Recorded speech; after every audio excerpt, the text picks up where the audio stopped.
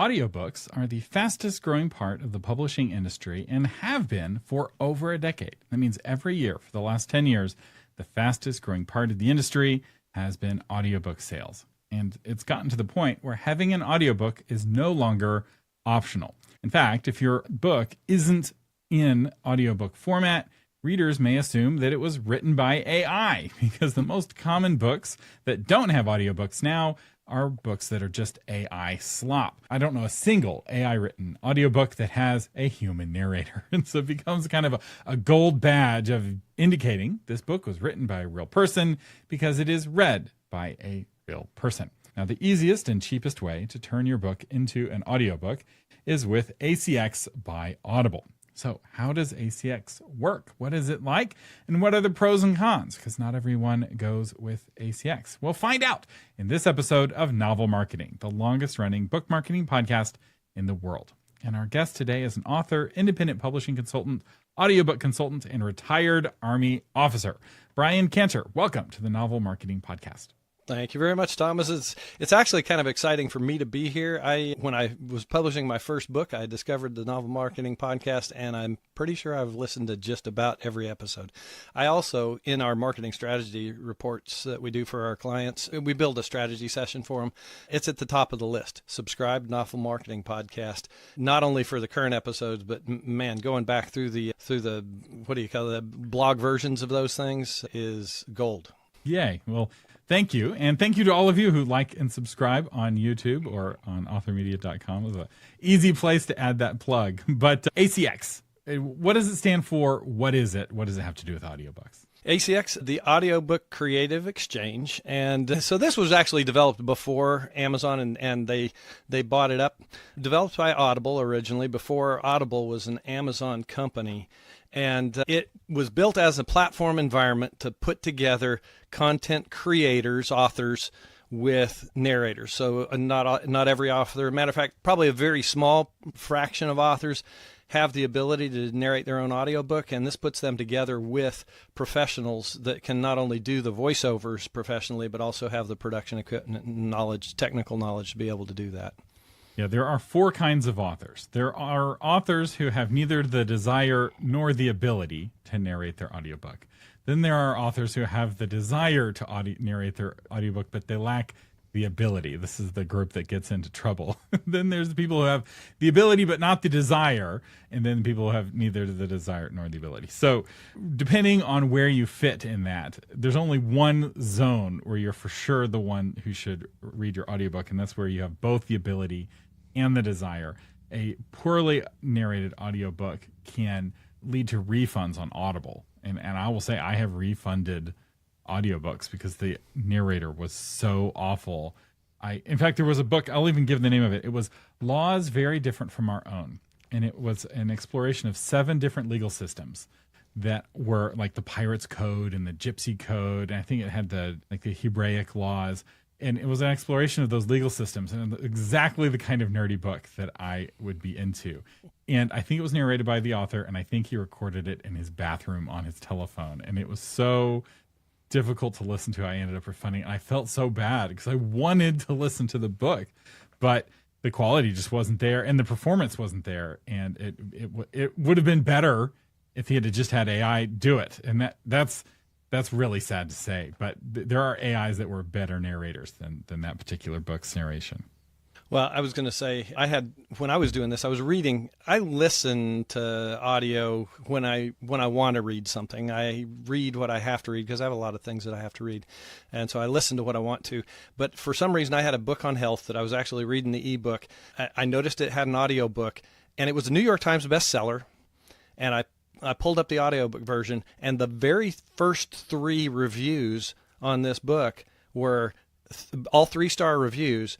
They weren't hitting the content. They said it's great content, but they said the author should have never narrated this audiobook because she just didn't have the skill set to do it and the technical knowledge and things like that. I think she even had a professional production team that was helping her with the technical aspects of it in a studio, but the voiceover just wasn't quite there. So, by the way, I remember I took a course from a guy that's really good at marketing novels that was about how to publish your book.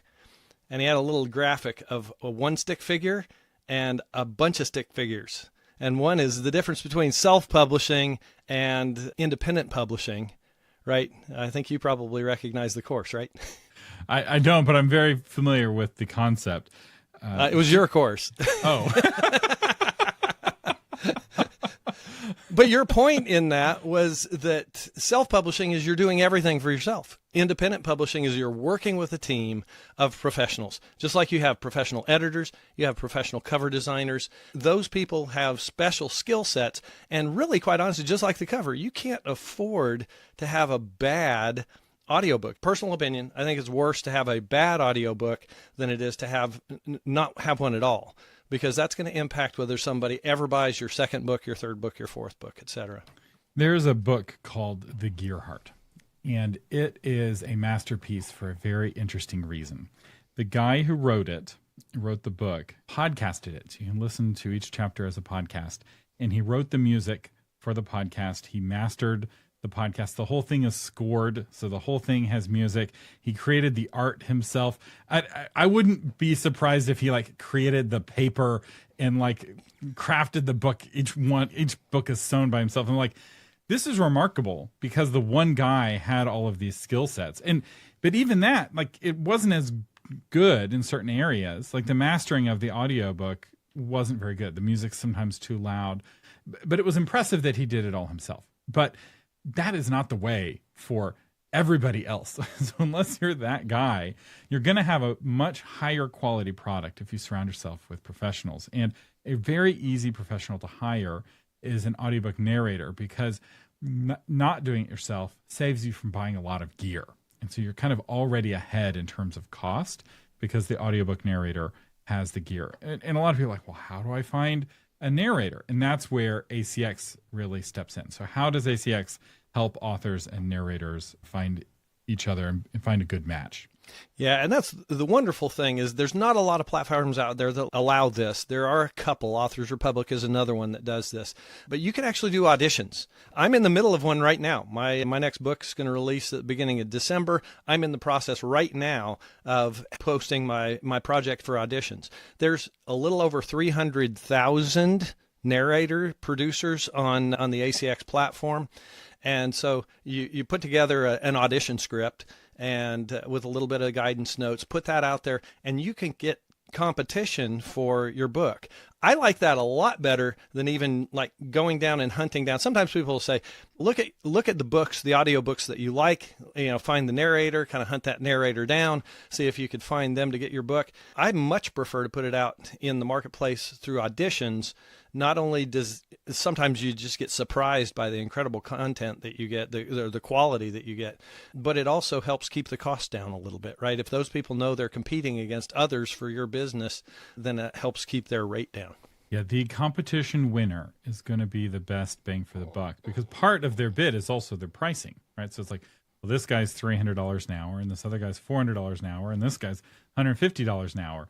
And you're like, well, gosh, $150 is really cheap, but it's not very good. And this other guy is really good, and he's, $175 an hour. And so you get that visibility, and that's really helpful. The one time I would go with a celebrity is if you know, as a fan of a genre or a micro genre, that particular narrator has a fan base that he or she brings to the book, right? So Michael Kramer brings an audience to a book when he reads it. But he's also like $750 or $800 an hour. And you have to wait because he's booked out for a year. And so you're delaying your book for a whole year if you want to work with him. So, and he might be more expensive. I haven't seen his rates recently. He may be even more expensive now. So sure, it would be wonderful if you had, Hollywood star reading your book for $1 million and bringing his audience to your book. But most authors don't have that kind of budget. And what's nice about the kind of competition is that there's a lot of audiobook narrators out there. There's a lot who are really good. They're not the best in the world, but they're really close, and they're way better than you are, right? It's not about outrunning the bear. It's about outrunning the next hiker. And in this case, you are the next hiker. So finding somebody who can do a better job than you are is not hard. Well, and let me give you an example. The gal that I got to do my audiobook, Daughter of the Gods. It's 4th century Scotland. I wanted somebody with a British accent.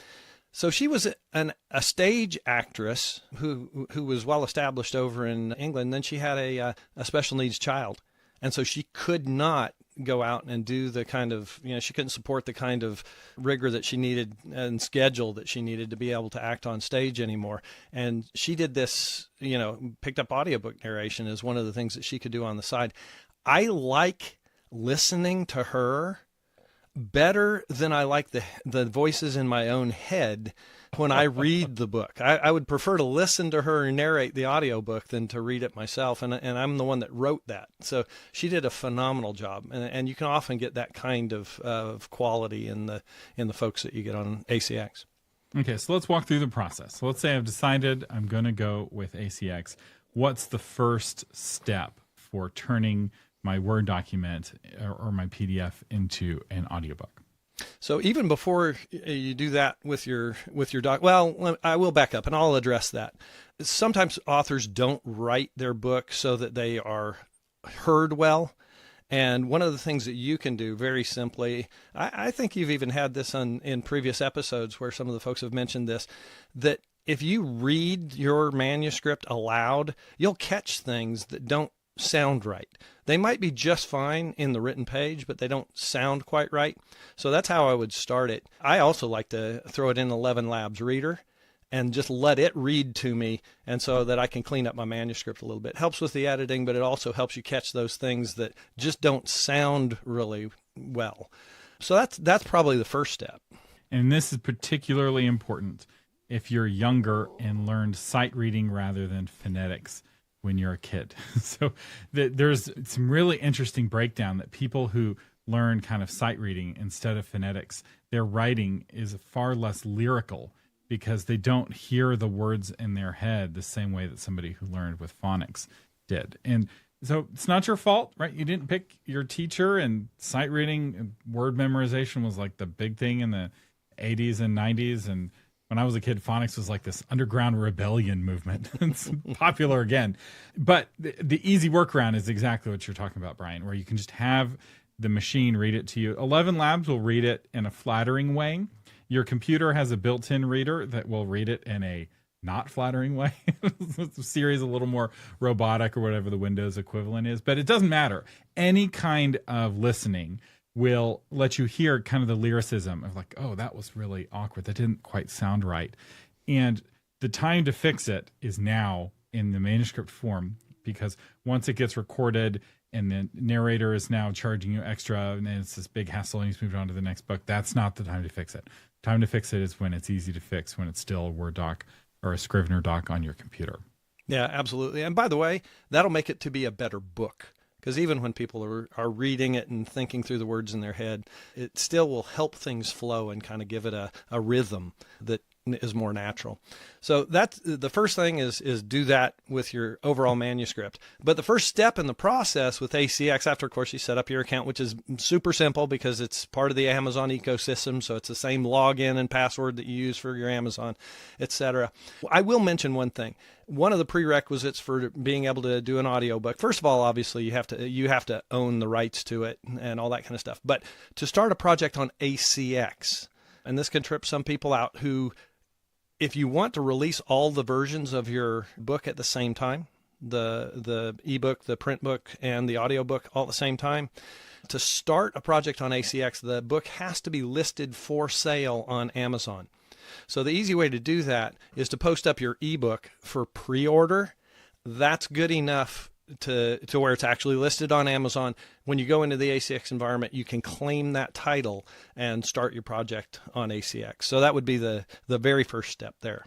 And this is part of the reason why I recommend really long pre-order windows, particularly for your first book, because a long pre-order window gives you a lot of time to get your Amazon page lined up, to get your audiobook produced. There's a lot of little steps and a lot of things you didn't even know about that you can tweak. And I built a tool called the Amazon Page Reviewer that will review an Amazon page and give you feedback for how good it is. It's in the experimental section right now because it doesn't always work, because Amazon doesn't like bots reading its pages and giving feedback on how to improve them. But if you're a patron and you have access to the patron toolbox, you can run that tool and maybe get some tips on how to make your Amazon page better.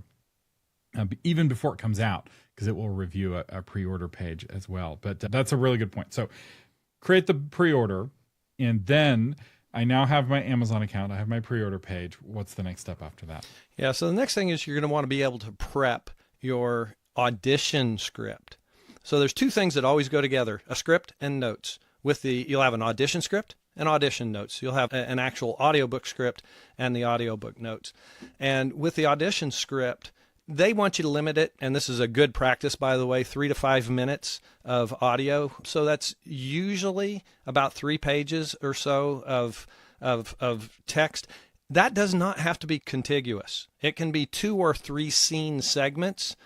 And my advice to people is make sure you capture particularly for fiction, if you've got a novel out there, try to capture your key critical voices in those 2 to 3 segments. They don't have to be a full scene. It can just be a scene segment, but capture your key critical voices, because you're going to want to see how the narrator is going to be able to characterize those things. I have another tool that can help with this. So in the Patron Toolbox, I have the character compendium that will list all of the characters of your book and then create an audiobook profile for that character. And it's pretty good. I've tested it, and I feel like it does a pretty good job capturing that character, but it doesn't have to be perfect, because now it's giving you a starting point. Because if you've never created a audio profile for a character, having one that's 80% of the way there that you can tweak. You're like, oh no, that guy's Scottish, not Irish. It's a really important difference. And so you go in there and tweak it. Now you have, kind of on a silver platter, setting up your audiobook narrator for success, rather than saying, hey, audiobook narrator, this book you haven't read, figure out the voices. Just, I hope you get it right. And if you get it wrong, I will yell at you. Well, particularly because if you think about the person that's doing an audition doesn't even have your full manuscript, right? They're working off an audition script, and you've scrunched that down and clipped it out to where you're just getting just what you need to be able to discriminate against, which one's better than the other about characterizing and things like that. By the way, I did use that compendium tool for this most recent audiobook project that I'm working on my own. So it's an invaluable tool, and it's a great thing to do. You won't want to give them all of the characters in the compendium, because it's going to list all of them out. You just want to pick the ones, first of all, that are in the audition script. Don't even give them all the ones that are main characters in your book, but give them those, and that's a great way to start off for your audition notes that are going to go along with your audition script. That's right. And you also include some narration. So don't just have dialogue scenes. You want to hear what their narrator's voice sounds like as well. So, and this is kind of tricky, actually, to put this together, because you don't want it to be too long.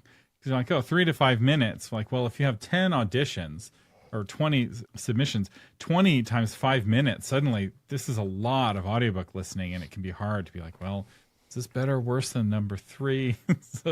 And comparing them, this is one of the interesting differences between audio and visuals. So humans can take in a lot of visual information really quickly. So when you're scanning for stock photo, you can scroll through pages and pages of stock photos really quickly. But if you're looking for stock audio, let's say a little music teaser for a podcast episode, you have to listen to each one individually. You have to stop and you have to think about it. And that's the only piece of music you can listen to at the same time. You can't listen to 5 different songs simultaneously and pick out the one you want. Like, our brains just don't work that way. And so shorter is better, but I would say it's probably better to have it longer and grab all of the characters, or one more character, than to miss a key character in the audition. So there's a tension here between including the right pieces. And I think your idea of multiple scenes may be the best way to do it. Yeah, and we'll usually get about 40 or so auditions over a week period of time. Now, some of those you're going to listen to for 10 seconds and you're going to go, oh, yeah, no. But when you narrow it down to your 5 to 8 that are your favorite, you will go over and over and over and over those, trying to figure out which one is just the best. And like you said, if that's a 8 or 10 minute segment, that'll take you twice as long of listening through as it will on the shorter segments. Now, I know ACX used to have a rule where you couldn't have multiple narrators, like a man for the male characters and a woman for the female characters. Do they still have that, or can you do multicast audiobooks through ACX yet? So you can do multicast, but it has to be from the producer's side that they audition that way. So they might have a team that does them that way. Right now, you can't put out, hey, I'm just going to put out this role on ACX and then put out this role and somehow try to merge those together. You still can't do that. I will tell you, though, right now, and this will change, the state of the industry changes, but right now, listener surveys say they actually prefer a single author narrating all of the parts over having a multicast kind of situation. The one exception to that right now is the romance novels, not where they're going back and forth between a woman does all the women's voices and a man does all the men's voices, but some romance has the chapters divided up. It's a his chapter and her chapter and his chapter and her chapter. In those cases, sometimes they'll have a team of narrators that does, one of them does the guy's chapter, the woman does the women's chapter, and back and forth that way. But in general, they prefer a single narrator over the multicast. Yeah, although it depends on your target audience. So I grew up listening to Adventures in Odyssey, and I have no problem with the multicast. My kids are now starting to get into Adventures in Odyssey, so I'm reliving my childhood listening to all these classics from when I was a kid. I'm like, these are so good, and they've aged so well. That if you don't know what Adventures in Odyssey is, if you have children or grandchildren, do them a favor, get them a subscription. It's audio dramas. They're just fantastic. Absolutely. It's like a soap opera for kids that's been going on for 30 years or 40 years. And they're 5 stars, 5 out of 5 stars, would recommend. And they get you used to, as a listener, multicast. And these are more than just like an audiobook narration, because there's actually no narration at all. It's only dialogue. So it's actually a radio play. So it's like a screenplay, but it's a radio play. And it's very interesting because the writing has a lot of telling worked into the dialogue. So let me open the door for you. And then it has a door opening sound effect. And like, thank you for opening the door for me. So they're kind of painting the picture for you with dialogue. And it makes the dialogue a little unnatural, but it allows you as the listener to see what's happening in your mind's eye. It's very fascinating. But that's not what we're talking about here. What we're talking about is a straight read, where it's just the words of your book, but read by a narrator. You almost always going to have a single narrator, because that's usually how the auditions are going to come in. But that's very critical in putting together your audition scripts. You want to make sure that if you're going to have a male narrator, you want to make sure that you've got several different female voices in there, not just one. And ideally, you want to have those females in dialogue with each other, because not only do you want to know how well he can do a female voice, but you also want to know how well he can distinguish between 2 or 3 different female voices. Some of the narrators have a female voice in their kit bag, but they have one female voice in their kit bag, and then they can't do the dialogue. And vice versa. If you have a female narrator, you want to hear how the male voices are going to sound as well. Yeah, in general, and I'm curious what your thoughts are on this, but in general, I recommend that if your protagonist is a male, you should have a male narrator, and if your protagonist is a female, you should have a female narrator. Is that what you find is most common? Yeah, absolutely. That's what I would recommend. Even though listener surveys say that 58% approximately, how surveys are, but approximately 58% of the people would prefer a male narrator over a female narrator. The reason being is that usually men can do female voices a little bit better than females can do male voices. But my first 2 books were female protagonists. It was a third person point of view, but close. And so I definitely wanted to have a female narrator doing that work. Yeah. So we've done our audition. We screened out the first 20 that were obviously no good. Then we had 20 left. We kept listening. Got it down to 2 or 3. And the 2 or 3 are all good. I'd be happy with all 3 of them, let's say. So how do you pick the gold? How do you assign the gold medal? Because there is no silver medal here. The other 2 get nothing. There's nothing. There's no second place prize in this competition. Right. And let me back up one step before we get there, because when you set this, you're going to put in the metadata for the title. So you're going to have your book description. It's going to pull all that information from KDP, from Amazon, your Amazon listing. It's also going to pull over some of the other things. You have to pick some categories and things like that. But when you put it out for auditions, you have a choice for putting it into different price bins. So when you're doing that, everything in audiobook terms is always priced in per finished hour. So it doesn't matter if it takes them 300 hours of work to do. If it's a 10-hour audiobook, they're going to get paid for 10 hours of finished product, right? And these bid buckets are 50 to 100, 100 to 200, 200 to 400, and 400 to 1,000. So that's what those different buckets are. And probably one of the biggest mistakes that people do starting off, particularly you're a new author, you don't necessarily need James Earl Jones recording your book for you, and they'll bid out too high. So in every project I have run over the last 4 years, I've run about 35 audio projects, not only for myself, but especially for other clients, right? If I'd only been doing my own books, then that would have a certain flavor to it. But I've done it for 35 books for multiple different clients. We always bid it out in the $100 to $200 price range. And so far, I have never had a case where an author did not find a narrator that they were perfectly happy with. Usually 3 or 4 or 5, like you said, and then you have to narrow it down. So don't start off in that $400 to $1,000 bin because you have a New York Times bestseller that you have to get the best audio narrator in the world for. It could cost you a lot of extra money that you don't need to do. And that's money that you can spend on marketing and getting more readers. And a $400 an hour narrator is probably still not going to have many target fans necessarily, especially if you're doing the audition. So if you're going the audition approach, you're basically accepting the fact that none of these narrators are bringing a fan base to the book. The way to find fan base narrators is where you go to the books and you approach it entirely differently. And so, yeah, if you can find somebody who's good at $150 per finished hour, that's a way better approach. So I like that a lot. I want to step back just a tiny bit too, right? We talked about having together your script and your audition notes, but then when you go to bid this out, there are some other options other than to pay for it all up front. You can do what they call a royalty split, in which case you share the royalties with the narrator producer after the book goes on sale. There is also a royalty plus. So that's a royalty split, but you give them a little bit of money up front. I strongly, strongly urge people not to choose these options for a couple of reasons. Number one is the quality of your auditions is going to be very low, and you're probably not going to get a whole lot of them because the narrator has absolutely positively no guarantee that they're ever going to make any money on this book. So they're going to sink a lot of time in it, about 6.2 hours per finished hour. So if you have a 10-hour audiobook, they're putting 60 hours worth of work in it.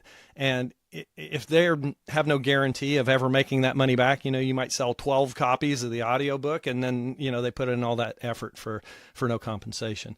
So I recommend doing pay for production. You'll own it at that point, and you'll get much, much higher quality auditions. And if it goes on to sell 1 million copies, you're not splitting 50% of the royalties with the narrator. I will say though, something's better than nothing. I feel like nowadays it's really, to not look AI, it's important to have something that's audiobook version. So if you have no money at all, one option is to do a Kickstarter for your audiobook, and I've seen that work. That's tricky and it's a lot of work, but it does give you the money that you need now, and you can reward people with the audiobook.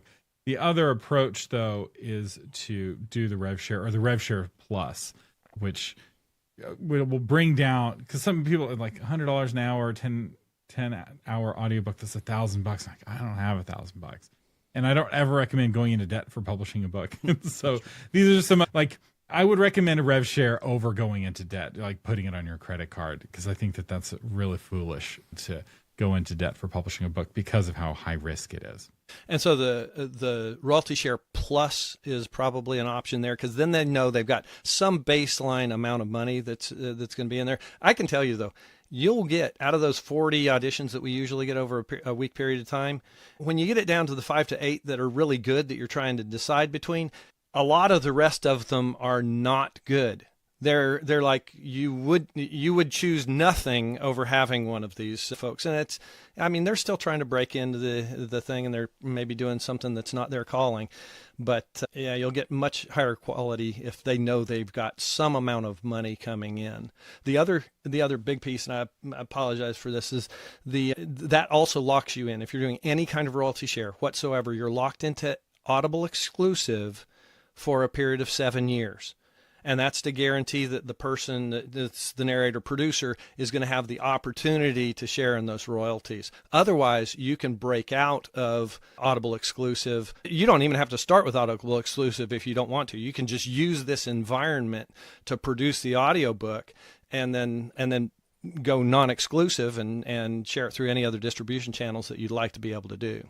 Okay, so this is important to underline. So using ACX does not obligate you to be exclusive with Audible. Now, there's high pressure to do that because you get a bigger percentage of the money, and so, but it's not a requirement unless you do the rev share, which also means, because some people, they get an audiobook narrator, and after a few years they realize that was not the right narrator.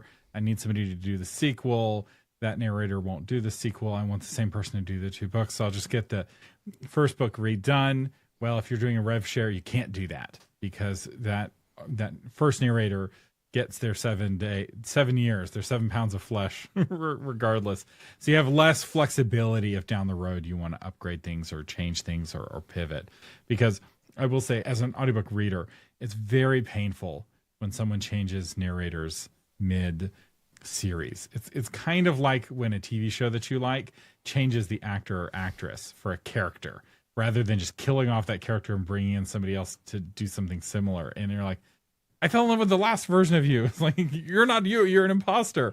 But like multiply that by every character in your book is very, very painful. So is that something that you can kind of note when you're doing an audition? Be like, hey, this is the beginning of a series.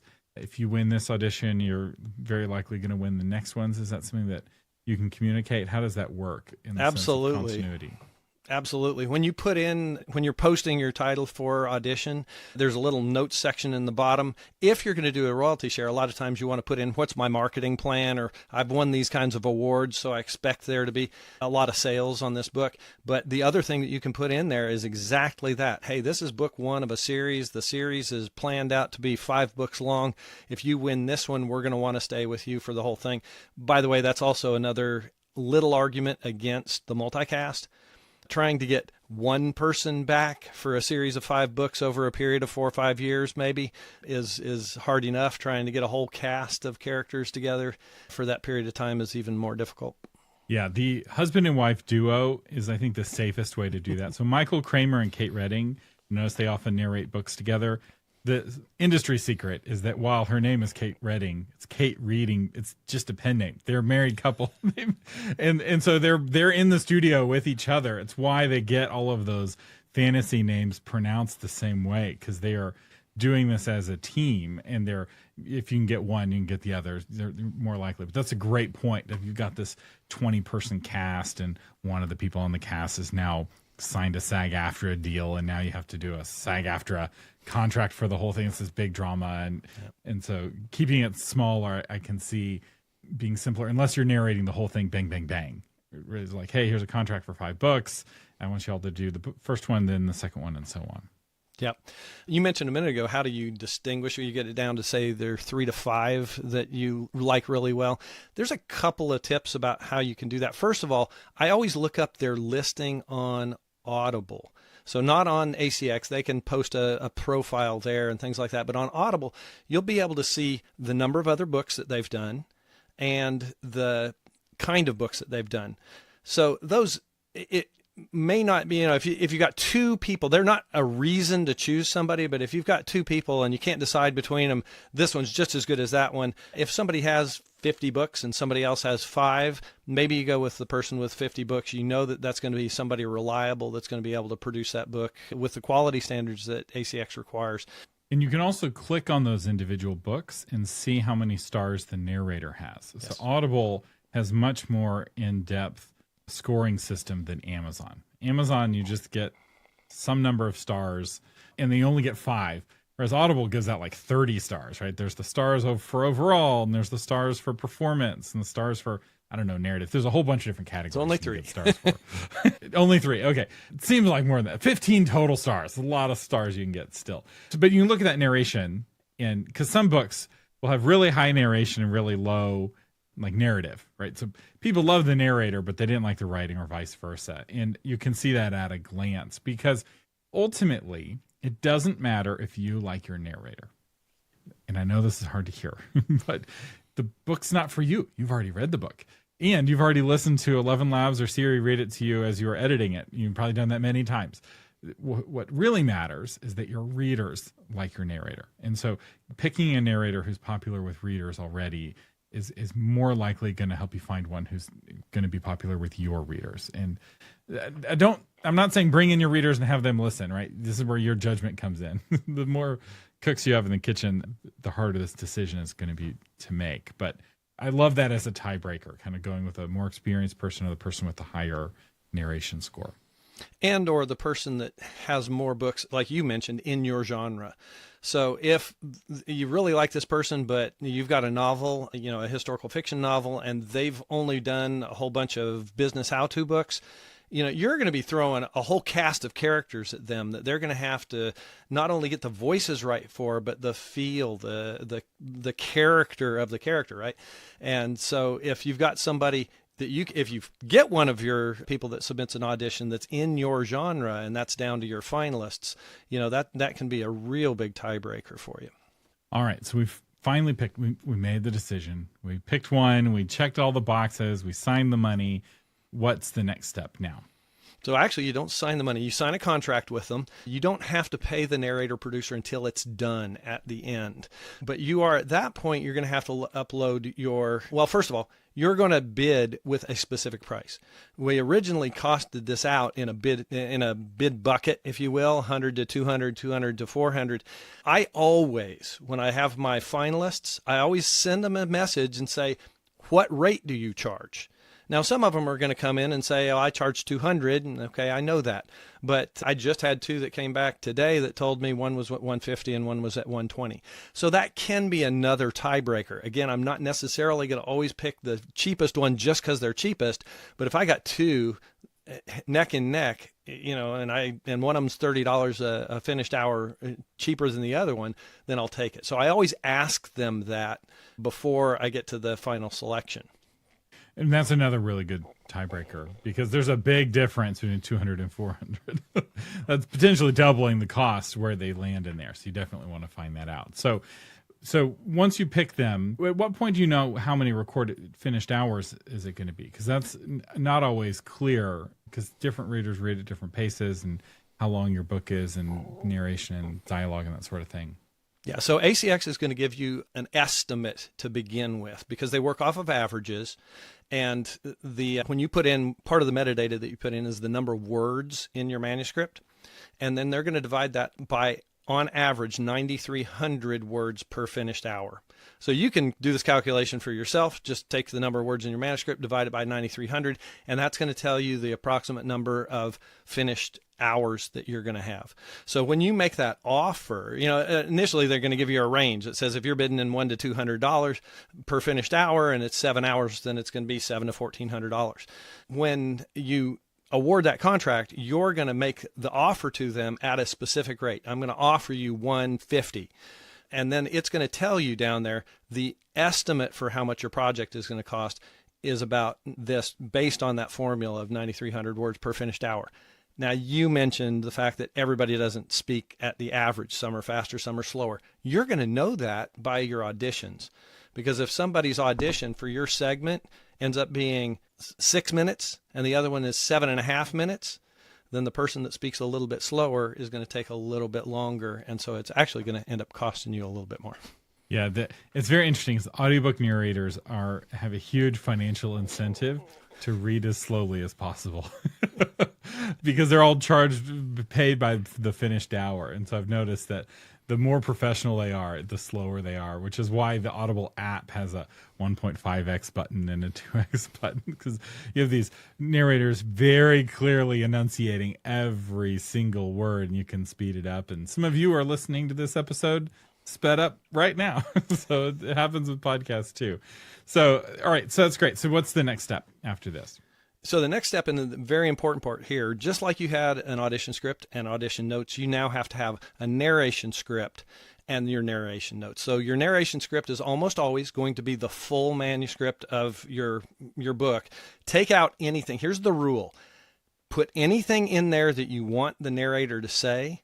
take out anything that you do not want them to say. You don't want them making a judgment call. Oh, this is a dedication. I'm not going to read the dedication.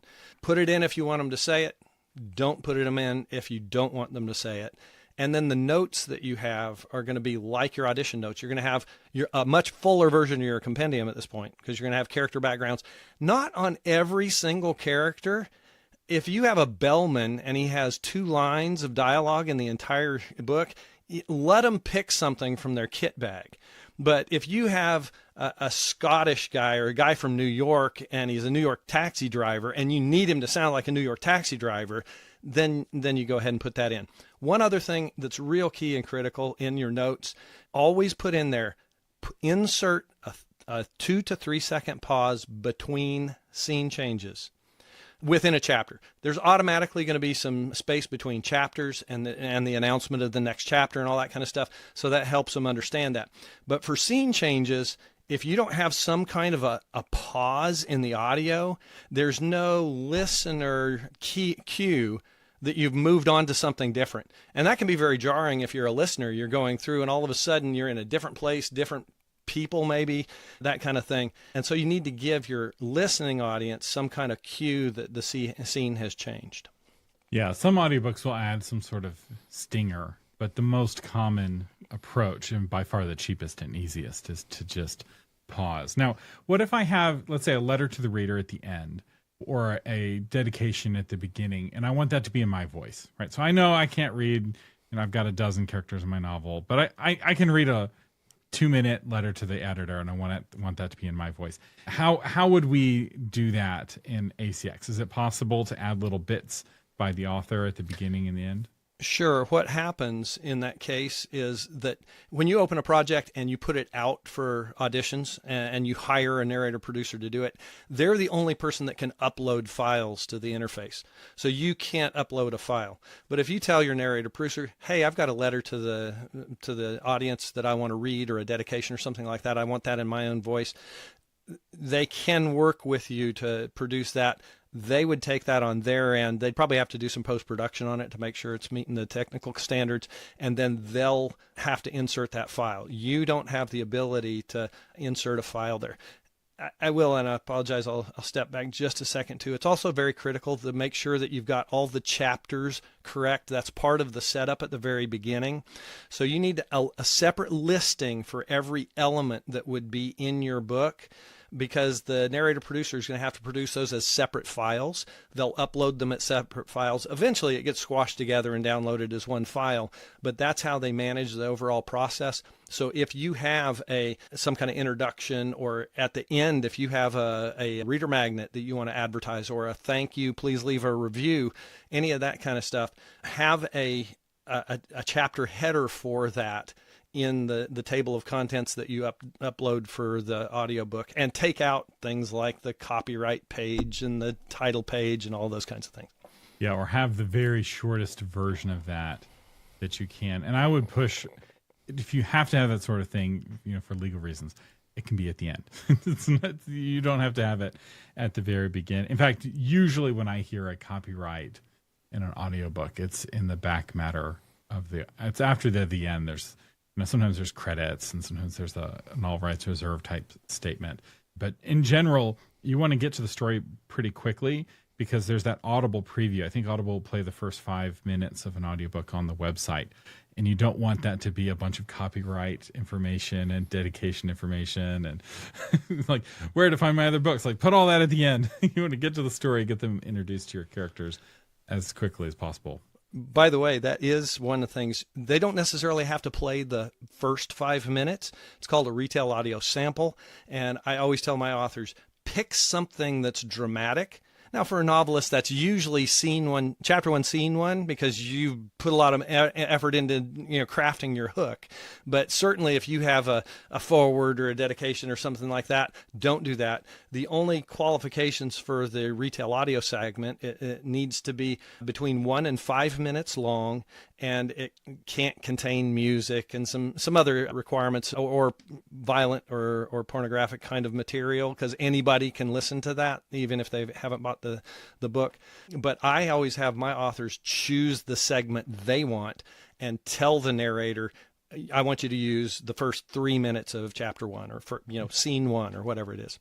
I will say, if you're a novelist and you are needing to use some sample other than the very beginning of the first chapter of your book, the solution is to rewrite the beginning of your book, because every single reader in a bookstore is going to be flipping open to the very beginning of chapter 1. And if you're like, oh, well, it's not very interesting until 3 pages in, rewrite, go back to your editor. It's not ready for an audiobook.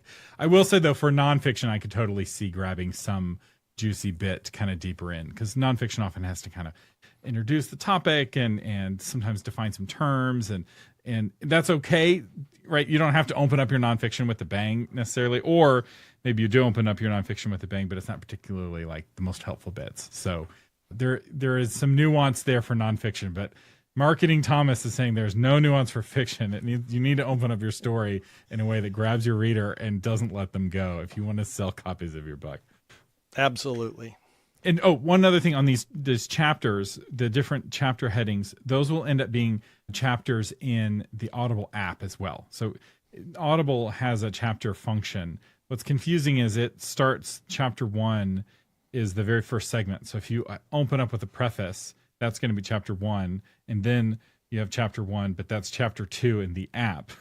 I think it's still, have they changed it yet where it renames them, or is it still numbered in the app?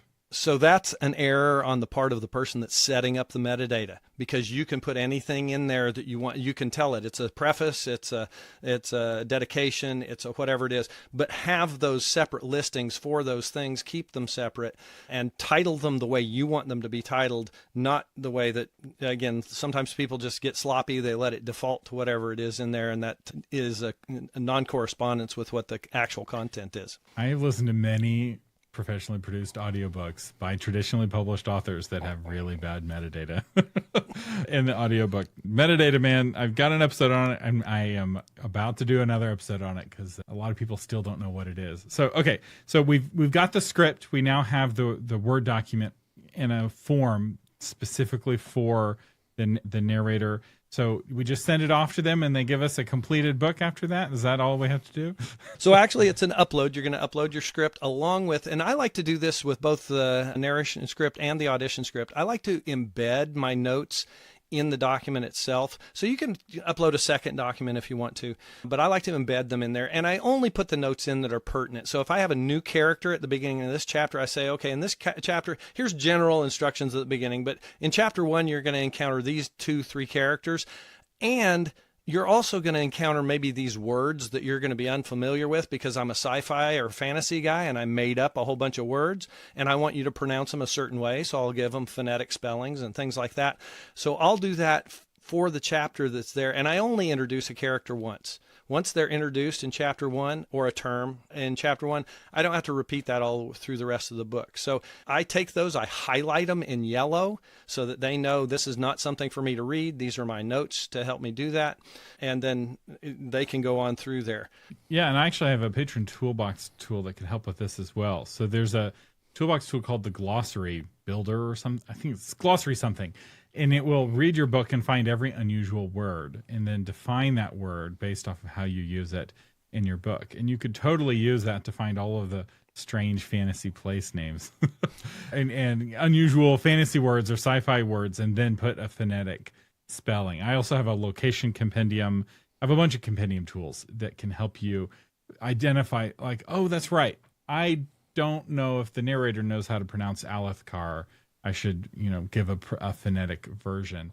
Future Thomas here. After this episode, I went ahead and created a special toolbox tool called Pronunciation Guider. In fact, I have a whole audiobook tools section now in the Patron Toolbox. And the Pronunciation Guider will find all of the strange words in your book and give a pronunciation guide in both IPA, the International Phonetic Alphabet, and just spelled out in English so that you can check and send it to your audiobook or narrator to help reduce pronunciation mistakes. And you can find that and all the other Patron Toolbox tools at patrontoolbox.com. But the narrator's never going to get it exactly right. And so when you get that first chapter back, listen to it right away and listen to it very carefully. A mistake I've seen some authors make is they won't listen to the first chapter right away, and they'll let the narrator keep making some key mistake for chapter after chapter, and then they finally listen to chapter 1 after the narrator just sent in chapter 8. And now they're trying to get the narrator to re-record 8 chapters, and now there's this conflict where the narrator now is very unhappy with the author. So I have two strong recommendations to my authors about how to do this. First of all, by the ACX contract, what they'll do is as soon as you have somebody on contract, you've uploaded your script and your notes, they're going to go through and do the first 15 minutes. It's a 15-minute sample segment. And that's, after you approve that, you listen to it, you approve it, then they're supposedly off to go through the whole rest of the project, and they don't have to post anything until then, until they're done.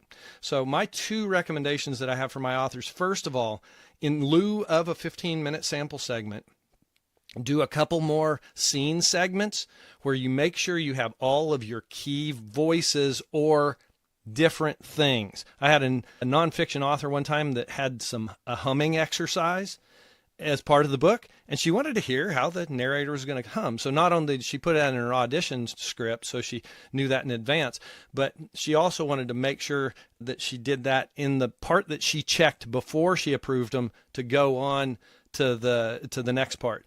Okay, the second thing that I recommend is that ask the narrator. They're not required to do this by contract, but I always ask them, are you willing to post the chapters as you finish them rather than waiting to the whole end of the project? For exact reason that you mentioned. And it's to both of our benefits. If I discover something in chapter 2 that they're doing wrong, that they're going to repeat through the whole rest of the book, if I catch it in chapter 2, then it's a whole lot less work for them to get it right the first time than it is to go back and fix all those problems earlier on. I had this, by the way, in one of my own books. I'm military, so I wrote a military family drama. Don't ask me why. But anyway, I was used to putting people's ranks in there as MAJ, like Major Canter. And my original narrator went through and he was like, and MAJ Canter said, and I was like, oh, no. So I had to go in there and define all of my military terms, acronyms, and all that kind of stuff about how I wanted those things to sound. Jim Rubert shares a story. He narrates all of his own books, but he wrote one book with a female protagonist, and so his publisher brought in a female narrator. And there's some medium-sized town in Washington State that was a major location in this story that the narrator just butchered the pronunciation of. And everybody from Washington is constantly commenting and totally breaks the verisimilitude of the book. Jim is just like, there's nothing he could do about it. And it's still terribly mispronounced. And if he had been given the first chapter early, he'd be like, no, everybody in this state pronounces, because I think it was named after an Indian tribe or an Indian people, the town. And so she's just way off. And every place name has, in the real world, this is a big deal, right? Because there's a lot of places in Texas that if you look at how they're spelled and how they're actually pronounced by Texans, very divergent. And we can tell right away if you're not from around here. And if your characters are supposed to be from around here, they need to pronounce the place in the appropriate way. So I really like this idea of pressuring them or encouraging them to get you one chapter at a time, or at least the first chapter. I feel like as you do this, you're going to have fewer notes and find fewer things as it goes on, where they've gotten the characters' voices set up. And you don't want to micromanage the narrator too carefully, because you're an author, not an audiobook producer, and your micromanaging is very likely going to make it worse. Because remember, the narration is not for you, it's for the reader. And it's not whether it's right in your head, it's about whether it's pleasing to the reader, and the narrator's going to know how to do that. So in general, let the narrator be a professional, but help them out with pronunciations, etc. And so it is very important how you cache that when you ask them up front. So far, I've never had anybody turn me down, but that is a big concern of the narrators. They don't want a director. But they would like to know that input early on so that they don't have to go back and fix a whole bunch of things when they get to the end. There was an author in authormedia.social who wanted to make like 20 changes to her book. She hadn't gotten it edited quite tightly enough, and wanted the narrator to go in and make the 20 changes, and the narrator wouldn't do it. And she was like, now, like, do I have to get the whole thing re-recorded? So how do you avoid situations like that with an audiobook? So that is one problem. We're in the print on demand world and the ebook world. And so we're all used to being able to go in and update our interior layout 5 times a week if we want to. The answer is, quite honestly, you shouldn't be going to layout until you've had a professional edit, right? And you don't, what you get locked into your audiobook is probably going to be locked into your audiobook unless you've got a narrator producer that's just willing to work with you. So they're not required to. Now, let me step back. They are, before you accept the final project, they are required to fix anything that you ask them to fix. But those are primarily errors that they make, not errors that you make. They're not necessarily required to go in and make a bunch of changes. Most of them will want to do that. They want to get a good product out the other end. And so most of them will work with you as long as it's not too onerous and burdensome.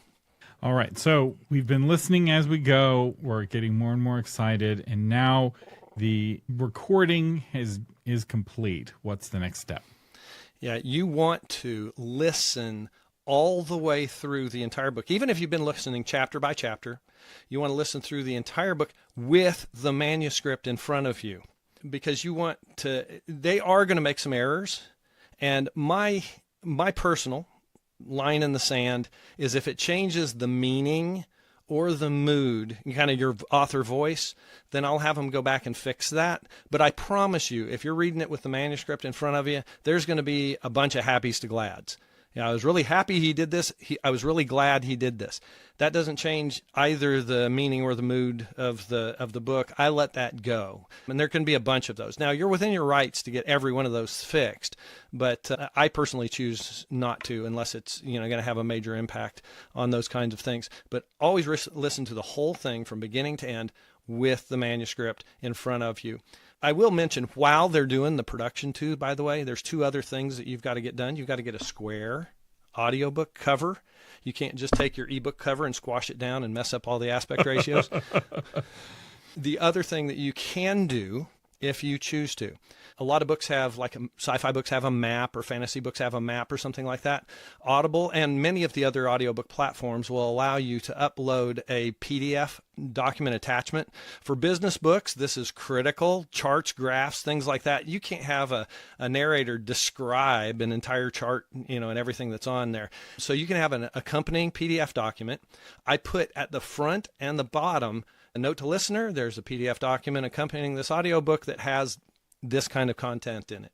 And if you're in a business book and you're referencing a specific chart or diagram or something like that, I modify very slightly the manuscript and say, see figure 1 in the accompanying PDF document, so that they know that it's out there. That's a great place, by the way, to put some reader magnets and those kinds of things. In addition to the content you promise them, you've got a printed format that you can do a little bit of marketing with. Back when I was a kid listening to audiobooks on an iPod, we didn't have no PDF attachment.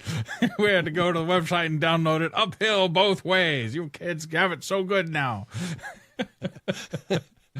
But you only have it good if you actually upload the PDF. Like, so many of the audiobooks I listen to don't feature a PDF attachment. So there's a lot of power here and a lot of functionality that authors don't take advantage of. And the narrator is not going to create the PDF attachment for you. And you don't even want the narrator to do that. So this is one of those things where you have to take the initiative both with the square graphic and with the PDF and with the metadata, right? Make sure that the chapters are correct. And going back to what you said earlier about listening through the whole way, this also will give you one more chance to catch recording errors. Because sometimes a narrator will say a line and didn't like that performance, and so they'll say the line again. And occasionally those will slip through. I've heard those on traditionally published, professionally narrated audiobooks will still have those errors that slip through all of the checks. I'm sure you've heard that as well. And so do yourself a favor, listen to it one more time just to check for those kinds of issues that tend to sneak in to the recording, and it will help you have a more professional product at the end of the day. Absolutely. By the way, the ACX has the highest quality standards in the industry. So if you get it produced in ACX and they approve it, you're going to be able to upload that later. If you decide to then go wide later on, you can do that into what used to be Findaway Voices is now in audio or Spotify, authors.spotify.com. So they have the highest quality standards. And ACX has a 2-week 10 business day, 2-week quality assurance, quality control review for that. KDP's is 3 days. ACX's is 14 days. And they very commonly will take that whole entire period of time. So if you're looking for a launch date, build in 2 weeks additional. Now, they might not take that whole time. And so it might end up, posted live early. But it's much better that than planning on it being out on a particular date and it's not there because ACX is still doing their quality control process. When you're doing your review, you get up to 2 rounds of corrections with your narrator producer. At that point, you either have to accept it or you've got to reject it. And then there's kind of a legal process to go through with some moderation and things like that. And if it's the narrator's very first audiobook, don't be surprised if that very first ACX review is a rejection, because the number of technical things, right? It has to be exactly either -16 or -23 LUFS, I forget, right? The compression has to be a certain amount. There has to be a certain amount of empty space before the chapter. Like, it's very particular, and it's very common if somebody's new to this to miss one of those things and to get it kicked back by ACX. So give yourself some buffer. It's okay for it to come out a few days early, and you just don't tell anybody until your big launch day. Yeah, the technical things in the files, so all the things that you mentioned, the sample rates, the noise floors, all those kinds of things, they're actually technically measured when the file is uploaded. So they won't even be able to upload the file if those things are wrong.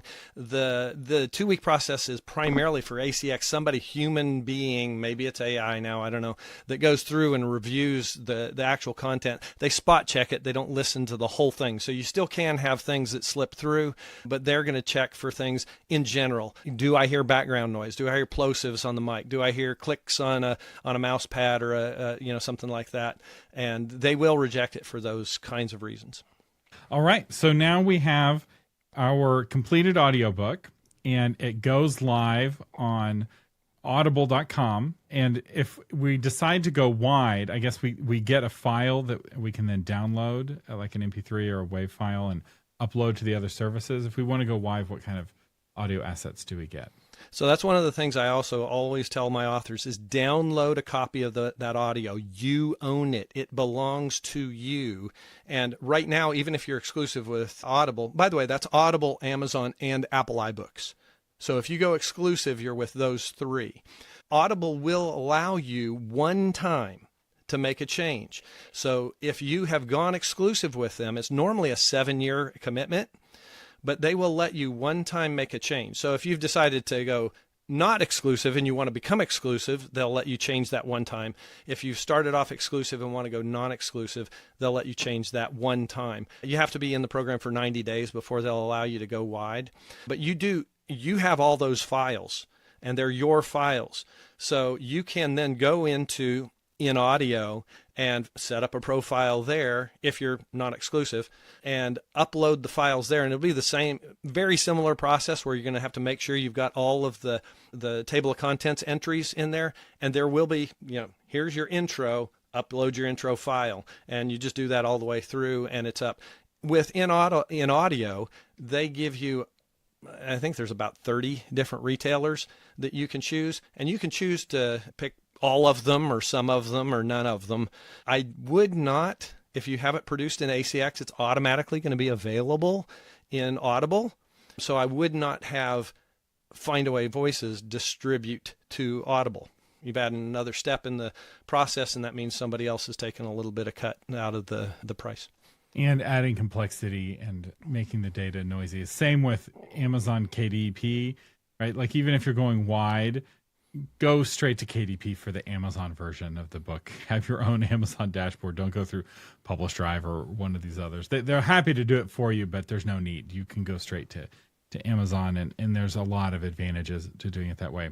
So now that what we're not going to talk about, because we're out of time, is what to do now in terms of marketing. I have a whole episode on marketing audiobooks and a whole podcast about marketing your novel. But just realize that having a good audiobook isn't going to get you any sales. It will help you, as you get sales, get word of mouth. But no one is looking for some book that no one has ever listened to give a shot, right? That's not how people browse Audible. And it's also not how the Audible search engine works. So once you have your Audible book up there, and you're on Audible, and you're on Amazon, and you're on iBooks. I don't know if anybody still buys books on iBooks, but they could. You still have to send readers to those places. Now, being on Amazon's a big deal, because all of your normal book promotion for your paperback and your ebook and your hardback, they'll see the audiobook option there. And some of those sales will end up opting for audiobooks instead of one of the other formats. So you'll get some organic promotion. And I will say, I'll give you one hint from the audiobook promotion episodes, and that is podcasts. Podcast listeners are audiobook buyers. And so the more podcast marketing you do, the more audiobooks you're going to sell. There's a whole episode more of that, and I won't give it away. But if somebody's wanting help, somebody to hold their hand through this process or through the publishing process in general, Bryan, where can people find you? Yeah, by all means. I'm a consultant through My Word Publishing out of Denver. So mywordpublishing.com, and then just look me up. There's our team, and you can look me up there and contact me through there. There's also different services that we provide. One of those is audiobook services. Either way, you can end up scheduling some time on my calendar, and I'd be more than happy to walk you through that process. You don't need me, though. I mean, the platform was designed for you to be able to figure it out, especially with some tips. The last thing I'll mention, I periodically will teach a webinar where I go soup to nuts, details with screenshots. I provide those slides and all that kind of stuff and some extra notes and things like that. My goal in that class is to show you everything you would need to know in order to produce your own audiobook. And I think through My Word Publishing, it's like, I don't know, $30-$40, something like that. But it's a heck of a lot cheaper than it is to hire me to walk you through the process. Yeah, create a landing page for that course ongoing, a page that will always have whatever the next date is, and we will link to it in the show notes of this episode at novelmarketing.com. Because spending $40 for some training ahead of spending $1,000 on an audiobook is really smart money to spend. A lot of people start spending the big money, and then they're like, oh my gosh, I need training. And then they start buying the training. And at that point, things get a lot more expensive because you can avoid a lot of costly mistakes with just a little bit of education. So we'll link to all of Bryan's things in the show notes for this episode at authormedia.com. Bryan Canter, thank you so much for joining us on the Novel Marketing Podcast. Thank you for having me. I've enjoyed it.